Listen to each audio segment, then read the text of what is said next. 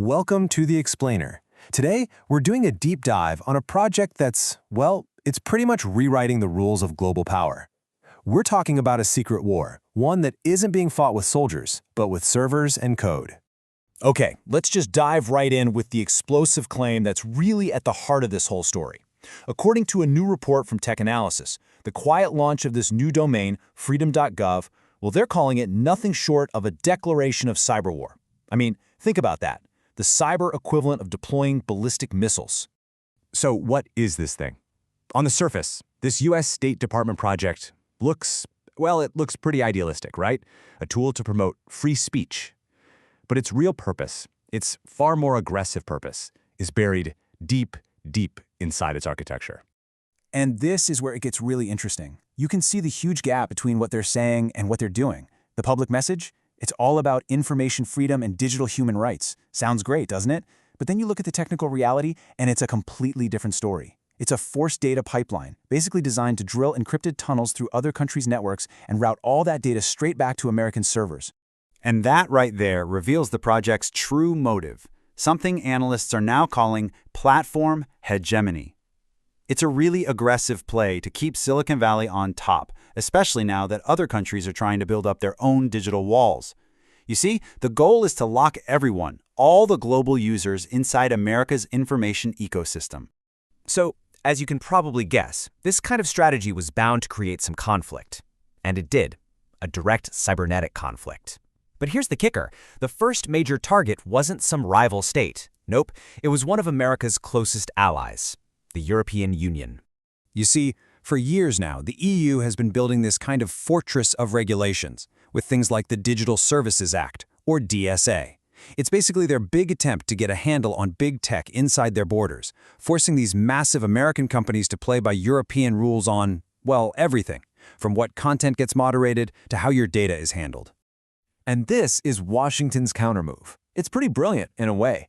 Instead of fighting back with traditional diplomacy or trade policies, they responded with code. Freedom.gov is literally a tool built to let European citizens tunnel right outside the EU's jurisdiction, completely bypassing their own government's laws. This table really breaks it all down, right? It's a fundamental clash of strategies. On one side, you've got the EU's approach, using laws, legislation to control the digital world. And on the other side, you've got the US doctrine, using technology, using the very architecture of the internet to make those laws totally irrelevant. So, and this is the really crucial point. We're watching a whole new kind of warfare unfold, a war where code can just nullify democratic law. I mean, think about it. What good are regulations written down on paper when an algorithm can just route traffic right around them? Okay, but how is this even technically possible, right? I mean, most countries have some seriously powerful digital firewalls and filtering systems that are designed to stop exactly this kind of thing. Yeah, a standard VPN just wouldn't cut it. Those things use protocols that have these distinct, recognizable signatures. That makes them pretty easy for a national firewall to spot and then just block. To pull this off, the system had to be completely undetectable. It had to operate like a ghost inside the network. And the secret sauce, the core of this whole weapon, is a technology called Polymorphic Routing.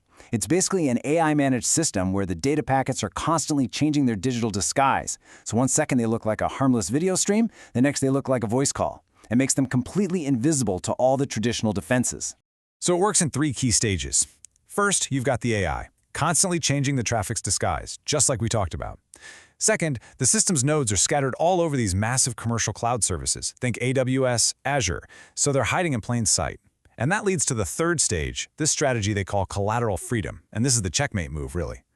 To block the tool, a country would have to block huge chunks of Amazon or Microsoft's cloud services, which would absolutely cripple their own economy.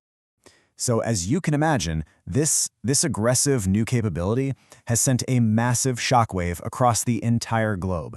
It's forcing every single nation, even America's allies, to totally rethink their digital defenses, to rethink what it even means to be a sovereign country here in the 21st century.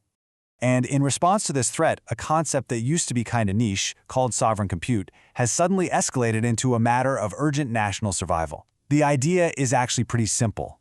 If you don't control your own digital infrastructure from the ground up, you are not truly an independent nation. Now, to achieve that, to get that sovereign compute, A nation has to control its entire digital stack. We're not just talking about software here. We're talking about having your own domestic data centers, your own national search engines and social networks, and, this is the big one, the ability to actually produce your own silicon computer chips. And here we arrive at the great irony of it all. A tool named Freedom is actually doing the exact opposite of what you'd think. It's speeding up the balkanization of the web into what people are now calling the Splinternet, a world of isolated, fortified national digital islands. All right, let's pull all the way back for the final verdict here. When we put all these pieces together, what are the really critical takeaways from this radical shift in global power? Well, first, we are absolutely witnessing the birth of what's being called algorithmic diplomacy. Governments are now waging war with network protocols, not just sanctions. Second, the whole illusion of regulation has been shattered. These paper laws are proving to be incredibly fragile against the hard power of code and infrastructure. And finally, all of this is speeding up the definitive death of the unified web.